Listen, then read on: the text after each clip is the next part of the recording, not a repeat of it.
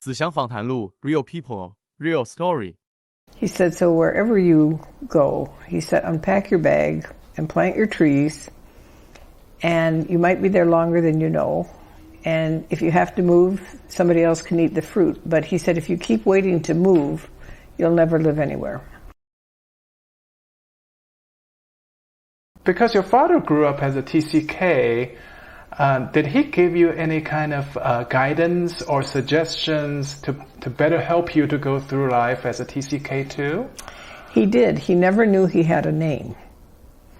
But he used to talk to me. I remember one time he said, I never quite feel like I fit anywhere. And I was surprised. I said, Dad, people love you. And he said, yes, but like if I'm doing a negotiation between maybe the Nigerians and the Americans, both sides want me to see their side, and I can always see the other person's side too. So he was a good negotiator. That's one of the skills, to be a bridge. Mm-hmm.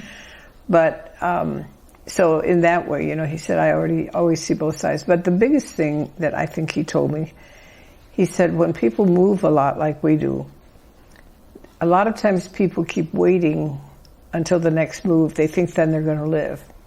He said, so wherever you go, he said, unpack your bag and plant your trees, and you might be there longer than you know. And if you have to move, somebody else can eat the fruit. But he said, if you keep waiting to move, you'll never live anywhere. So that's been very good advice, because where we live now, I guess is about the 17th house I've lived in. But when we moved to the house 17. Before this, we had been married 19 years, and we've been living in 16 places. So you have to learn where I am is where I am, and I have to live here fully as much as I can. So that was good advice. The other thing I think he always taught me was, when you're with people from different cultures, he said, don't ever ask somebody else to do what you wouldn't do yourself. And really what he was saying was to respect other people, and if you don't want to do it, don't just think somebody else can do it because they're from another culture, or, you know, that kind of kindness was very important to him.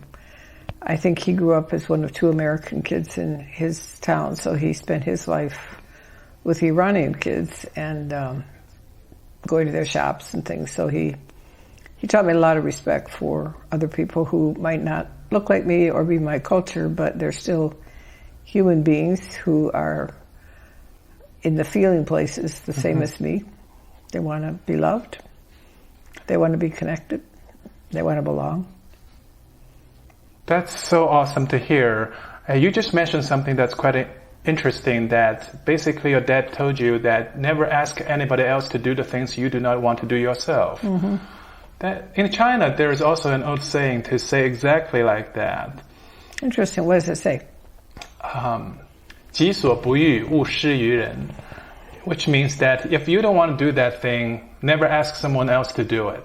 Mm-hmm. I think even we live in different parts of the world, we share a lot of things in common. I think so. Some of the principles we abide by are kind of universal. Mm-hmm. We just don't know about it. But if we really talk to other people like we do now, right, we will find out that even though we are coming from very different parts of the world, have very dramatically different life experiences, but there are a lot of things we can relate with each other. Well, I believe that every human being, first of all, is a human being who's relational. That means, you know, we want to know other people. We want to be in relationship. We want to be known by others. And that's one of the problems. Sometimes a story like this, you're living where people don't know you. But we're also emotional, and we feel. And I don't care where you're from, you're going to feel sad if somebody dies, and so forth. I believe everybody's creative. We're creative in different ways, and maybe how it's expressed in different parts of the world. There's different kinds of art, not just art, but I like ideas. That's how I think I create. And we think, and we have minds, and we have, one of the big things we have is we were made to be able to make choices. Mm-hmm. And sometimes in this life, particularly kids can feel like, I didn't have a choice. And if you don't have a choice, then you really are like a victim. So one thing I think that's important is to know that even when we're moving or asking children to move, what are choices we can give them as we're moving. And we're all spiritual beings, we're physical. But another thing is that it's important for everybody that all the pieces of my life work together. My Africa self, my American self, my Liberia, my Nigeria. How does that work as one person? Because I can't be, maybe the way I live in Africa is different than I live here, but inside I have to know it goes together.